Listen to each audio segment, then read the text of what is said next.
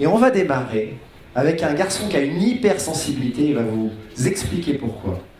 Il a été patron industriel. Aujourd'hui, il est coach de dirigeants, il accompagne plein de dirigeants dans beaucoup de domaines, et c'est sa sensibilité qui fait la différence, c'est sa façon de les aborder, de les accompagner, de leur permettre de voir plus haut, d'avoir des performances encore plus incroyables. Je vous demande d'applaudir avec moi Cyril Capitaine.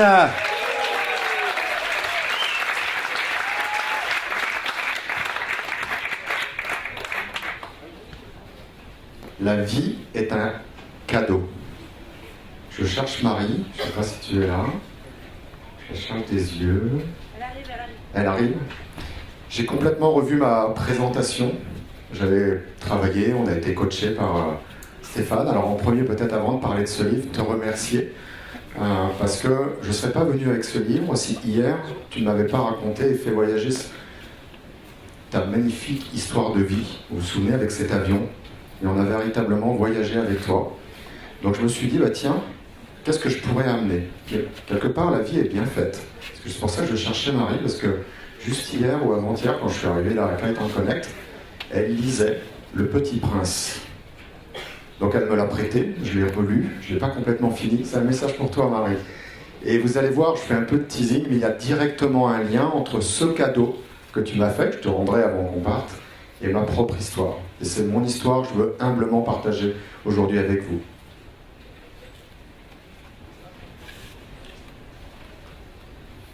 Donc le thème aujourd'hui, c'est libérer la puissance de l'âme. La puissance de l'âme pour réussir dans l'entrepreneuriat. On pourrait même se poser la question, qu'est-ce que l'entrepreneuriat? Moi j'ai tendance à dire, nous sommes les entrepreneurs de notre propre vie. Et c'est l'histoire que je vais vous raconter maintenant, parce que c'est vrai que parfois on parle d'âme. Pour certains, moi ça me parle beaucoup. Je la suis peut-être pas tous les jours, mais j'aurais tendance à dire je suis un coach qui fait du coaching spirituel, tout en étant en même temps extrêmement ancré. Et parfois, cette dimension spirituelle peut parfois faire un peu peur, ou se dire qu'est-ce que c'est que ce truc, ça fait percher. On peut l'appeler l'instinct, l'intuition, cette envie, ce truc qu'on a dans les tripes ou dans le cœur, qui nous met en mouvement les uns les autres. Moi, je l'appelle l'âme, parce que c'est quelque chose qui est aussi profond à l'intérieur de nous.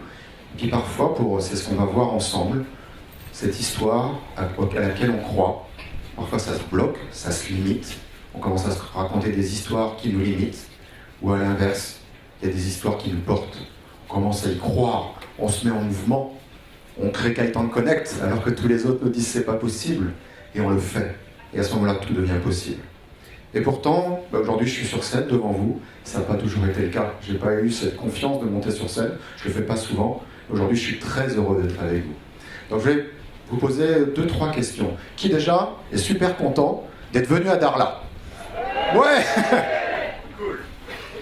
Deuxième question. Qui parmi vous, et levez la main si vous vous sentez concerné, a le feeling, la sensation, l'âme, ce qu'on appelle comme on veut, que peut-être vous méritez plus que ce que vous n'avez aujourd'hui.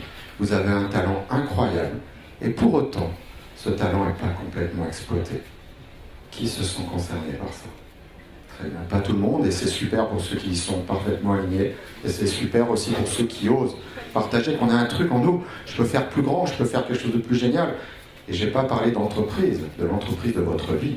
Ça peut concerner votre couple, la relation avec vos amis, avec vos parents, etc. etc. L'entreprise de votre vie.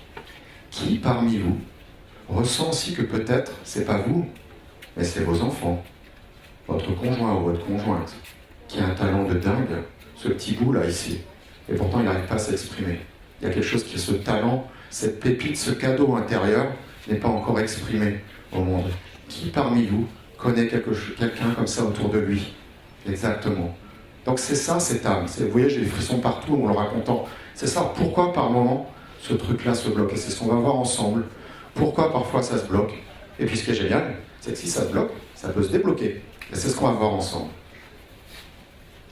Donc ça c'est moi. Donc je suis le petit garçon le plus grand, avec mon papa, Jackie, qui était un entrepreneur, avec une incroyable âme d'artiste. C'était un véritable artiste. Il était décorateur, donc il exprimait son art par la décoration intérieure. Et puis mon petit frère Olivier. Alors j'ai mis ces petits symboles de croissance parce que tout est devant moi. J'ai 9 ans, je suis avec Olivier, mon petit frère. Tout l'avenir est devant nous, c'est génial. On a absolument tout possible. Et puis, la vie en a décidé autrement. Ouais, on va pas y rester longtemps. Je veux pas trop qu'on aille trop dans l'émotionnel, mais ça fait partie de mon histoire de vie. Et puis sans doute les uns les autres, on a aussi des ups, puis on a des downs. Moi, ça a commencé très tôt. Mon papa est un entrepreneur, mais aussi un artiste. Donc parfois, il s'oublie. Il oublie même ses enfants. Il n'est pas souvent à la maison. Pardon, le trémolo va venir. Il n'est pas souvent à la maison. Quelque part, j'ai le sens des responsabilités. Je suis le grand à la maison. Je m'occupe d'Olivier. On joue au foot. Je lui envoie le ballon. Et il traverse la route. Une voiture passe. C'est fini. Olivier est mort. Je viens de perdre mon petit frère. Mon père n'est pas là. J'ai 9 ans. La vie bascule. Et pour autant, on va pas rester là-dedans parce que ça c'est pas cool. Et en même temps, j'ai le pouvoir de devenir heureux. Et c'est ce que j'ai compris, pas tout de suite. Ça m'a mis un paquet d'années. Mais j'ai quand même une espèce d'énergie, d'âme en moi. Je sais pas vous avez vu, tu vois, mais il y a quelque chose à l'intérieur de moi qui me fait que je sens que j'ai le mérite d'être vivant. Je sens que j'ai le mérite de pouvoir aider des gens. Je rêve d'être vétérinaire. Je rêve d'aider les autres. Je sens qu'il y a quelque chose à l'intérieur de moi. Et je suis un petit garçon. Donc je culpabilise, etc. Je suis en colère contre ce père qui est artiste, etc. Et pour autant, c'est ce que je veux vous transmettre ici, il y a un cadeau. J'ai mis un paquet d'années à le comprendre. Je pars courir, j'aime bien faire du footing, etc. Je pars dans les vignes, il y a quelques années en arrière, puis d'un seul coup je m'arrête, comme une évidence. J'ai fait un peu de thérapie entre les deux, un peu bossé sur moi. Et puis je m'arrête, puis je regarde comme ça, puis je dis, petit frère, merci. Merci d'être mort. Ça pourrait paraître complètement dingue, ce truc-là. Pardon.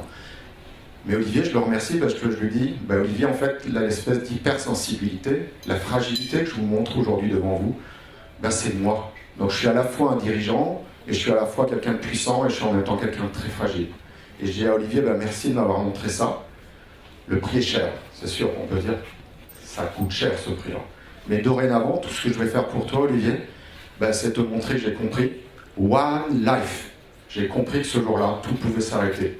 Puis j'ai compris aussi que le petit frère et le papa que j'ai pas pu aider, le talent de mon père qu'il avait un peu éparpillé, je vais vous le transmettre.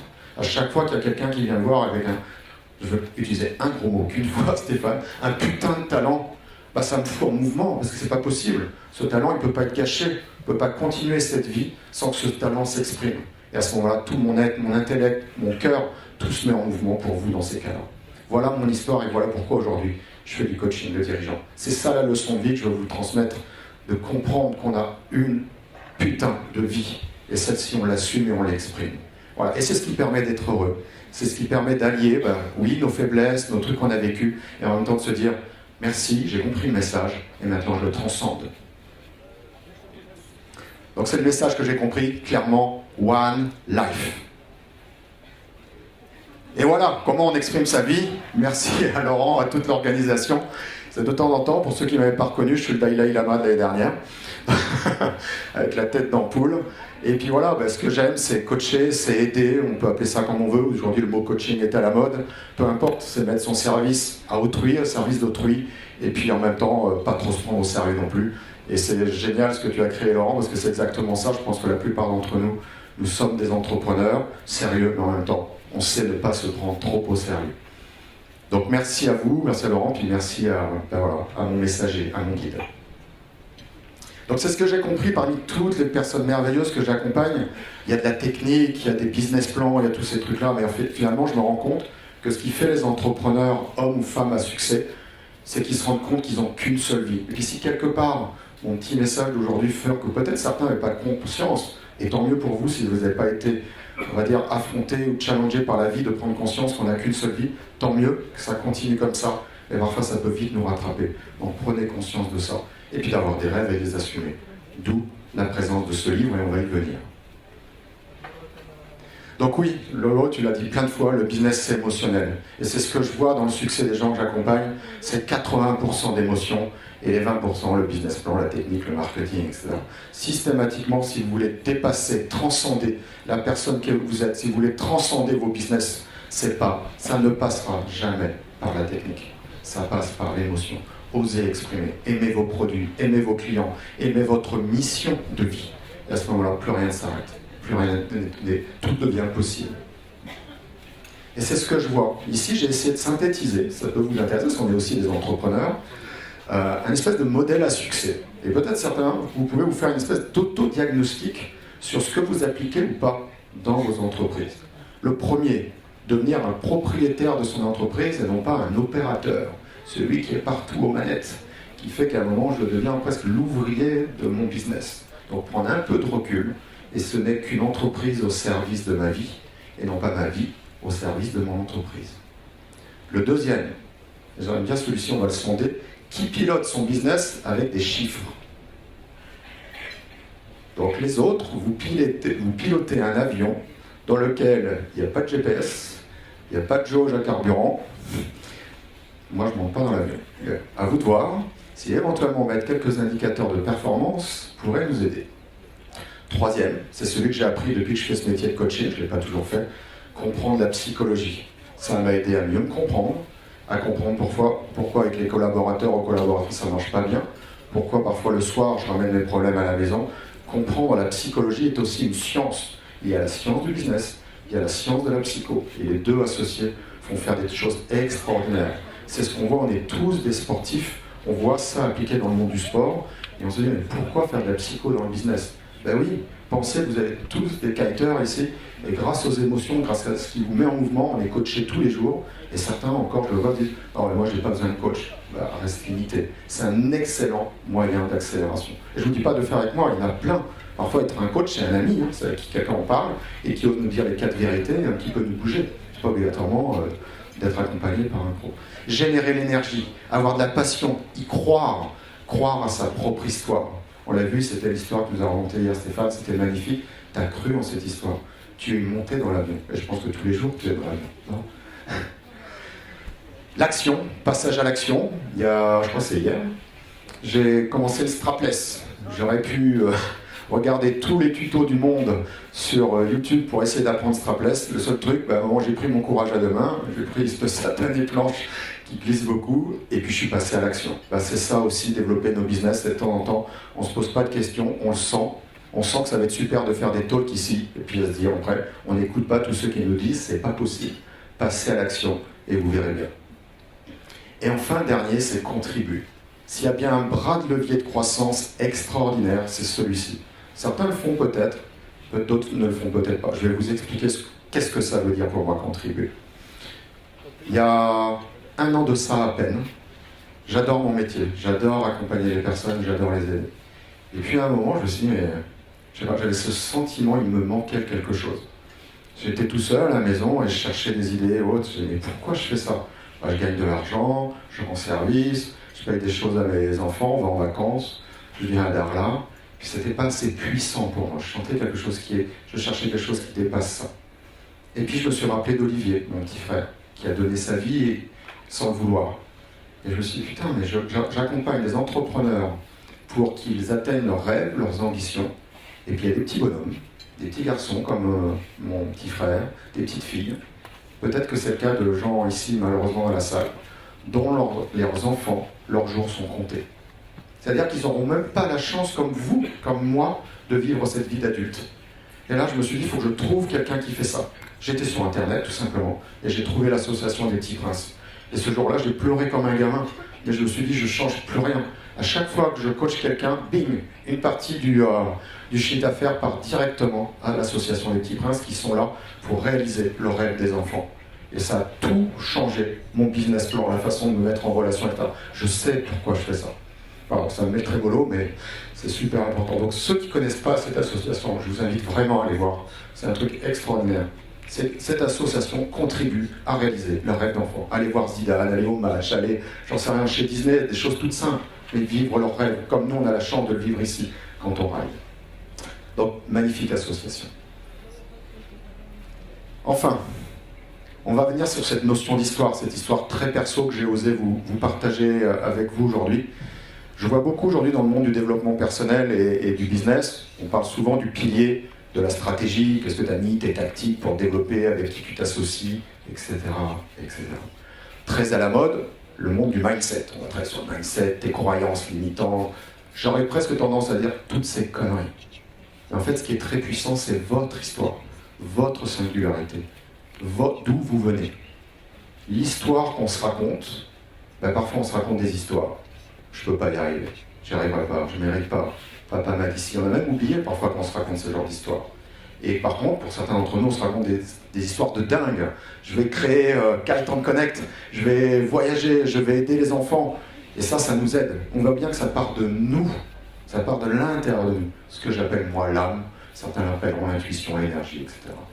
Donc ce que je vous propose, si c'est OK pour vous, je vais vous accompagner pour peut-être, pour certains, être capable d'écrire une nouvelle page d'histoire. Ça vous va ? Intéressé ? Ouais, parce que je sais que c'est des sujets un peu bon, donc on va se réveiller un peu, et c'est ce qu'on va voir maintenant. Vous avez le pouvoir d'écrire votre propre histoire. Donc ce que je vais vous inviter à faire, c'est une forme de petite méditation, tranquillou. Si ça vous va, je vais inviter ceux qui sont OK de fermer les yeux. Et si vous ne vous sentez pas à l'aise de ne pas fermer les yeux, c'est aussi OK. Tout est absolument acceptable. Et maintenant, pour ceux qui veulent jouer ce jeu-là, il n'y a rien à perdre, il n'y a rien à gagner. Je dirais qu'il y a plutôt à gagner. Imaginez que vous avez un livre devant vous. Et puis en fait, il y a déjà des choses décrites sur ce livre, sur cette page. Les fameuses histoires que vous vous racontez qui vous limitent. Pas quelqu'un d'autre, c'est vous qui avez créé ces histoires. Cette histoire, c'est pas possible. C'est pas moi, je ne le mérite pas, j'y arriverai jamais. Rappelez-vous qu'on ne parle pas que d'entreprise, on parle de l'entreprise de votre vie. Je la rencontrerai jamais, je ne le rencontrerai jamais, cet amour. Je n'aurai jamais d'enfant. J'y arriverai pas, ceci, cela. Toutes ces satanées histoires qu'on peut se raconter. Regardez bien cette page. Ressentez-la. Visualisez-la. Et maintenant, ce que je vais vous encourager, ce livre, vous le fermez. Et vous en prenez un autre. Avec une magnifique page blanche, vous choisissez la couverture, la couleur des pages. Même le stylo, vous le choisissez. C'est vous qui décidez maintenant. Et vous commencez, maintenant, ici à Darla, à écrire cette nouvelle, extraordinaire histoire. Votre histoire. C'est votre histoire. Puis au fur et à mesure que vous écrivez pour qui vous le faites. Pourquoi vous le faites. Votre histoire va servir à une cause bien plus grande que la vôtre. Vous avez une vie. One life. Au fur et à mesure que vous écrivez, vous commencez à sentir que vous êtes dans l'action. C'est pas juste une écriture. Vous vous voyez en train de le faire. Vous avez une vie. Vous passez à l'action. C'est vous, c'est pas qu'une histoire. C'est votre vie. Vous avez ce pouvoir. Vous réécrivez l'histoire. Vous vous voyez debout. Vous vous voyez en train de le faire. De le vivre. C'est votre vie. Et c'est maintenant, je vais vous inviter à réouvrir les yeux. Bravo pour ceux qui ont joué le jeu. Et c'est le message que je veux simplement vous porter. Vous avez une vie. Vous avez peut-être pour certains, et j'en serais merveilleusement heureux et satisfait, s'il y a une personne ici qui a pu réécrire ça, vous avez touché mon cœur. Je vous aime beaucoup. Prenez vraiment cette sensation incroyable que vous n'avez qu'une seule vie. Merci beaucoup Cyril. Merci.